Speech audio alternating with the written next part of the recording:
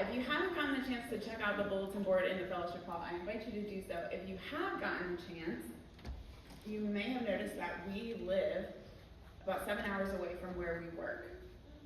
So we live in San Lucas, Guatemala, and we work in, it's called Barra Lempara. We call it Rio because it's all of the communities we serve there are along a river, which is Rio in Spanish. And so, to get there, we have basically a day of driving. So our journey to work starts, as many do, in traffic. We roll out of bed at 2 o'clock in the morning to avoid traffic as much as we possibly can because I thought we might also have a little Spanish lesson this morning and a review from me. Because there is mucho tráfico in Guatemala City, which is what we have to go through in order to get to Rio.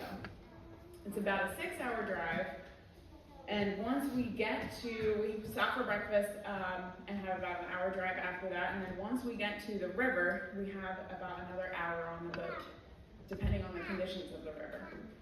And most times the conditions of the river are about like this. It's beautiful, serene. We get there in the morning and the water is just as smooth as glass. But not all the time. Sometimes it rains. So our Spanish word for this slide is llover, which means to rain.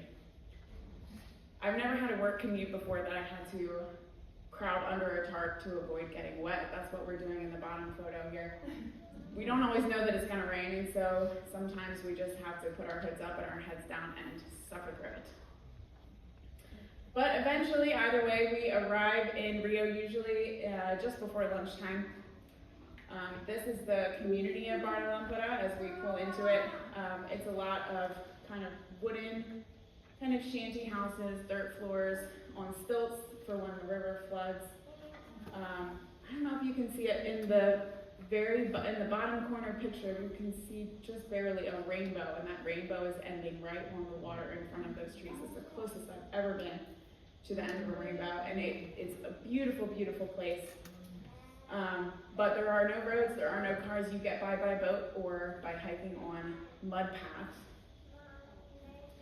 And so this is our property that we have there, our house. We live in the top half. There's one bedroom that the women sleep in, and then there is a cabin out in the back that the men sleep in. A very small kitchen and a bathroom, there's only one small sink that is shared by the kitchen and the bathroom, and that will be more important a little bit later. And then we do our programs and our clinics on the porch down in the bottom level there. So when we arrive to Rio, we are first greeted by Martha and her daughter Mabel. Martha is one of our employees. She does all of our cooking for us, and she does take care of the house when we're not there. And we're also greeted by our neighborhood kids, where as soon as they hear our boat, they come running down the path to say hi. Oftentimes, by the time we pull up, they're already there and waving. Sometimes we are greeted by more unsavory characters, such as that spider in the top corner. That was about the size of my fist that I had to kill with my chancla, or my flip-flop. And we also, as Marta starts to prepare our lunch, we also start our prep work for the week, which could mean prepping crafts, which is what we're doing in that bottom corner. It also means putting those mosquito nets around our beds. That's very important. And sometimes it means changing the sheets because there's gecko poop on them. In the afternoon, after our lunch, we'll have our girls program, our Programa de Señoritas. And they will it's open to any of the girls in the community, regardless of age. And so they will do a little craft and then a Bible study. Or we might also have our football program, our soccer program, for the boys. Also open to any of the boys in the community. And since we have that boat, we're able to drive around to the various communities close by on the river and pick up the boys so that more can attend. And if you'll notice in the bottom corner, that soccer ball did hit me after I took that picture.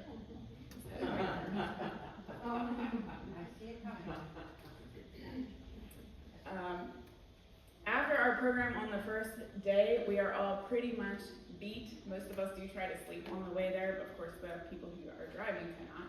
And so we typically go to bed after dinner as soon as we can. And in the morning, we wake up to the sounds of the waterfowl and the geckos chirping, and Marta cooking.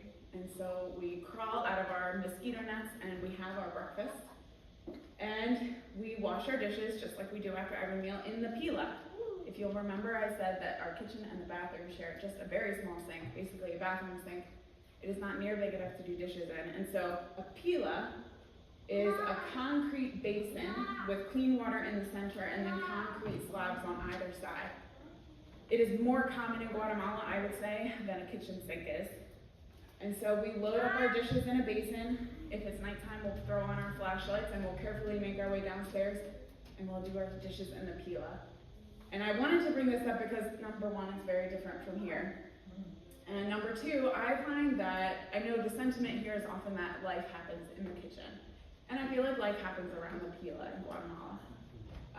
You can see the girls there, they're washing their hands, getting ready for their program. When we have clinics, our patients will often use our pila to wash their hands or wash anything.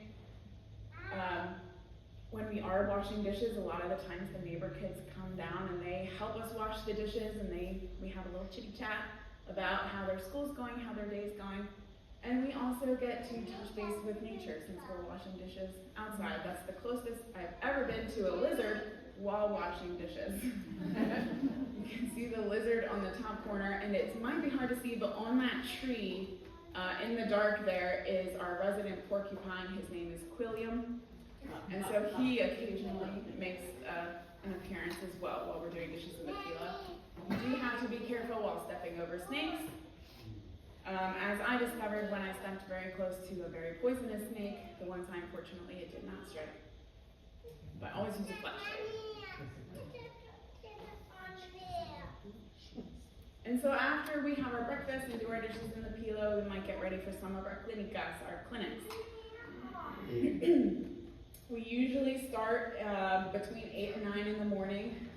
We can see between 50 to 150 people. It depends on the weather. It depends on how difficult it is for people to get in, since they're traveling mostly by boat or by hiking on footpaths. We did have one woman one time who hiked for 3 hours, and she was seen because she was already feeling dizzy and feverish. And so occasionally, Eliseo, the young man administering that asthma treatment for that young kiddo there, he will occasionally take our boat and either drop people off or pick people up and just make it a little bit easier for them to get to us. And when we can, we will do that. If we also have enough staff and enough supplies, we'll do a clothing drive, and we'll get out crafts for the kids to do, because otherwise they're just all up in everybody's business while their moms are waiting to be seen by our nurse Donna. So Creek Halis is another community that we go to.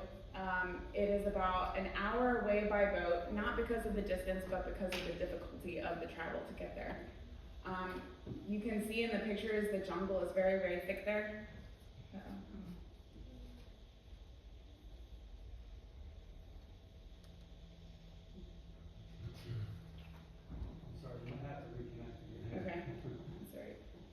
So the jungle is very thick, and the creek that we take to get there is pretty shallow, and so we just have to move at about a snail's pace. But we do go to that community because it's closer to about half a dozen other communities that otherwise our own clinic location would be a little bit too far. So we do clinics there. The building on the top of the hill in that bottom picture is the building that we use for clinics. It was originally built to house pigs. So it's not an ideal location, but it does work for us. It keeps the rain out when it rains. If it's not extremely hot and muggy, it is rainy and muddy, and honestly, I prefer the rain. We also do our clothing drives and programs for kids there. So while we don't do our monthly programs for kids there, we will do programs for holidays. This one was for Christmas. We did an Easter egg hunt with them, and that was the first time that any of those kids had done an Easter egg hunt and seen the little toys. I remember when we did that, one kiddo was asking him what he was supposed to do with the little bit of slime. The slime that he got, they thought I had to convince him, no, it's not to eat, it is to play with.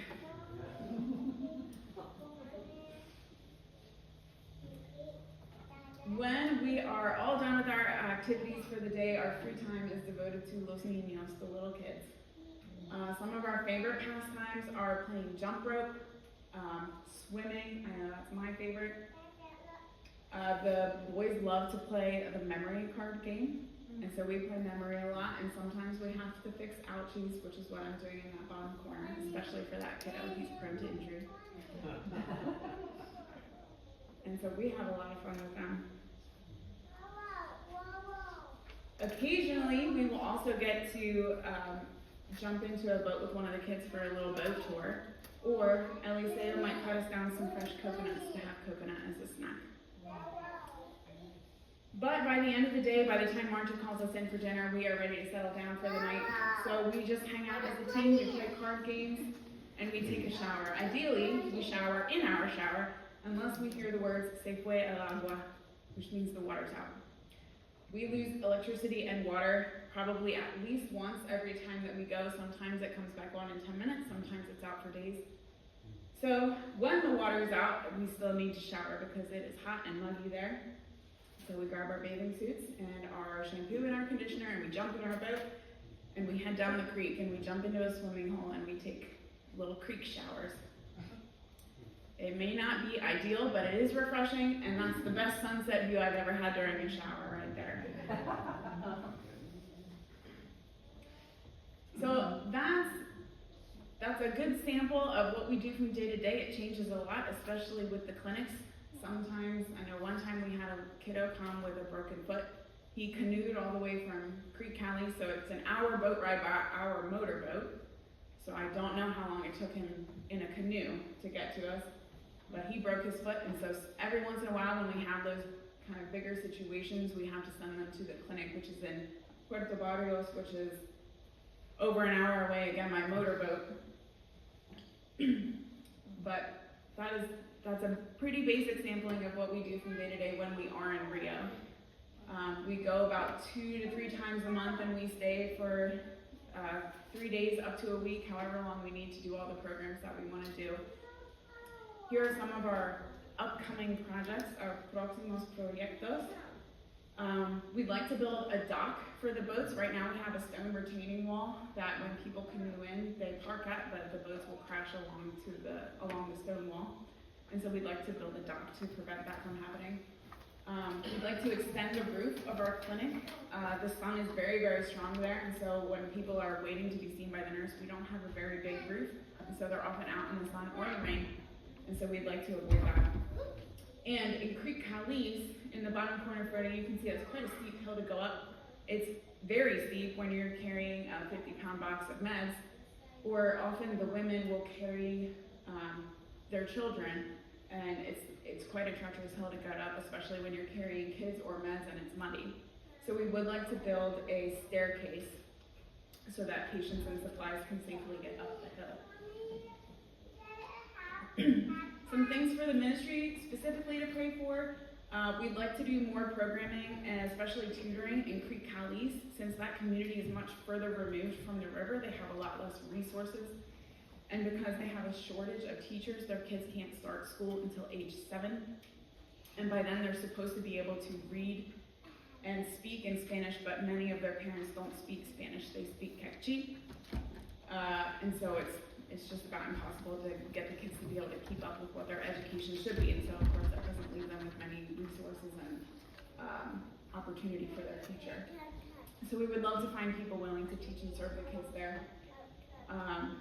Prayer for provision is always a big one, especially right now. Our cars, we have 3 cars, and between the 3 of them, we might sometimes have one working. They're old cars, and they're put through a lot, and so when they're constantly breaking down, it makes it difficult for us to keep our planned visits to go to Rio. We're also looking for more medically trained people, especially locals, to become available and help with clinics, but I know that Donna and Peter, one of their visions is to have a lot of local and specifically Guatemalan people working for them to empower them. Yeah. There's a lot that I'm learning in this process and a lot that I haven't learned yet, but I hope to continue along that road. I am getting better and not getting hung up on details and being flexible. Things rarely go to plan as a missionary, and things change quickly and plans change.